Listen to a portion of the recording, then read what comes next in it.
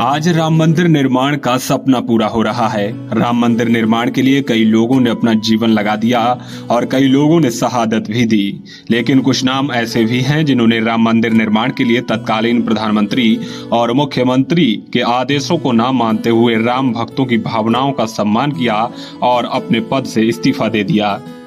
राम जन्मभूमि संघर्ष समिति के राष्ट्रीय संयोजक स्वामी चिन्मयानंद ने जानकारी देते हुए बताया कि पूरा वाकया 1949 को 22 से 23 दिसंबर की मध्य रात्रि का है।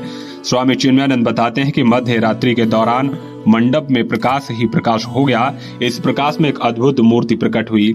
मूर्ति के प्रकट होने की खबर रातों रात जंगल की आग की तरह फैल गई। रात में ही हजारों की संख्या में राम भक्त मूर्ति के दर्शन करने के लिए पहुंच गए और पूजा अर्चना शुरू हो गई।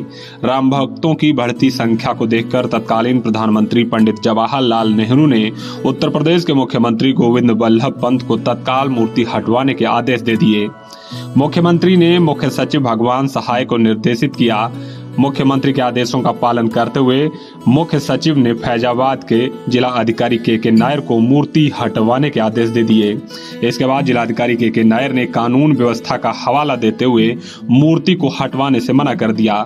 आदेशों का पालन न होने के बाद प्रधानमंत्री पंडित जवाहरलाल नेहरू आग बबूला हो गए। उसके बाद मुख्यमंत्री गोविंद वल्लभ पंत ने जिलाधिकारी के नायर को सख्त लहजे में आदेश दिए कि तत्काल मूर्ति हटाई जाए। जिलाधिकारी के नायर ने मुख्यमंत्री के आदेशों का पालन नहीं किया और राम भक्तों का साथ देते हुए अपने पद से इस्तीफा दे दिया। उसके बाद सिटी मजिस्ट्रेट गुरबख्श सिंह ने भी मूर्ति हटवाने से मना करते हुए परिसर में ताला लगवाकर अपने पद से इस्तीफा दे दिया। स्वामी चिन्मयानंद बताते हैं कि ये ताला 1984 तक लगा रहा। शाहजहांपुर से लोकल 18 के लिए सिमरनजीत सिंह की रिपोर्ट। 1949 में वहाँ रामलला प्रकट हुए तो अद्भुत बात है। उस समय मौके पर वहाँ सुरक्षा के लिए मुस्लिम सिपाही तैनात था। उसने जो कुछ कहा उस बयान को हम यहाँ उसके शब्दों में वर्णन नहीं करना चाहते, नहीं कर सकते, लेकिन उसने जो कुछ देखा कि हमारे सामने चमत्कार हुआ। मध्य रात्रि को उस मंडप में प्रकाश ही प्रकाश था और प्रकाश के बीच से एक अद्भुत मूर्ति प्रकट हुई। उस अद्भुत मूर्ति का दर्शन हुआ और उसकी चर्चा रात को ही पता नहीं कैसे हजारों लोग मंदिर के पास इकट्ठे हो गए। तो एक संघर्ष चला और उस संघर्ष की पृष्ठभूमि में बहुत कुछ लोगों ने बहुत कुछ किया। उस समय पंडित जवाहरलाल नेहरू ने उस मूर्ति को हटाने के लिए, गोविंद वल्लभ पंत उस समय मुख्यमंत्री थे, उनको आदेश किया कि हटा दीजिए यहाँ से। उन्होंने हटाने का आदेश जब भगवान सहाय एक प्रमुख सचिव थे, मुख्य सचिव थे, उनको आदेश किया।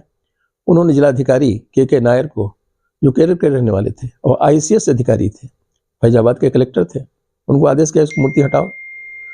उन्होंने कहा मूर्ति नहीं हटाई जा सकती। अगर मूर्ति हटाई गई तो पूरे पूर्वी उत्तर प्रदेश में हंगामा खड़ा हो जाएगा। एक ऐसी स्थिति पैदा होगी जो नियंत्रित नहीं की जा सकेगी, इसलिए इसको हटाया नहीं जा सकता। इस पर पंडित जवाहरलाल नेहरू ने गोविंद वल्लभ पंत को आदेश किया कि लाठी चलाना पड़े, गोली चलाना पड़े, कुछ भी करो, मूर्ति हटाओ। और उस स्थिति में के नायर ने अपने पद से, ICS थे, अपने पद से इस्तीफा दे दिया। गुरबख्श सिंह सिटी मजिस्ट्रेट थे, उन्होंने पद से इस्तीफा दिया और 145 में उस स्थान को कुर्क करके ताला लगवा दिया। वो ताला सन 84 तक लगा रहा, सन 1984 तक। सन 1984 में जब आंदोलन चला, ताला खोलो, तब वो ताला हटाया गया। और उस समय यहाँ डिस्ट्रिक्ट जज थे KM पांडे, उनके न्यायालय में जब ये बात आई तब उन्होंने तत्कालीन जिलाधिकारी रामशरण श्रीवास्तव से पूछा कि अगर ताला हटाया जाए तो कोई दिक्कत तो नहीं होगी। उन्होंने कहा साहब, ताला को कोई औचित्य ही नहीं है, ताला को कोई किसी न्यायालय के आदेश से ताला नहीं लगा है, ये तो सुरक्षा की दृष्टि से लगा दिया गया था, इसलिए इसको हटाने में कोई दिक्कत नहीं है। तो उन्होंने SP करमवीर से पूछा, सरदार करमवीर सिंह से, कि अगर ताला हटा दिया जाए तो कोई दिक्कत तो नहीं होगी। उन्होंने कहा कोई दिक्कत नहीं होगी। इस तरह ताला हटा, लेकिन ताला हटना ही काफ़ी नहीं था, हमें तो मंदिर बनाना था वहाँ। और मंदिर के लिए हम लोग मांग चले कि यहाँ मंदिर बनना चाहिए, मंदिर ये ढांचा हटना चाहिए, मंदिर बनना चाहिए। उसके लिए आंदोलन चला।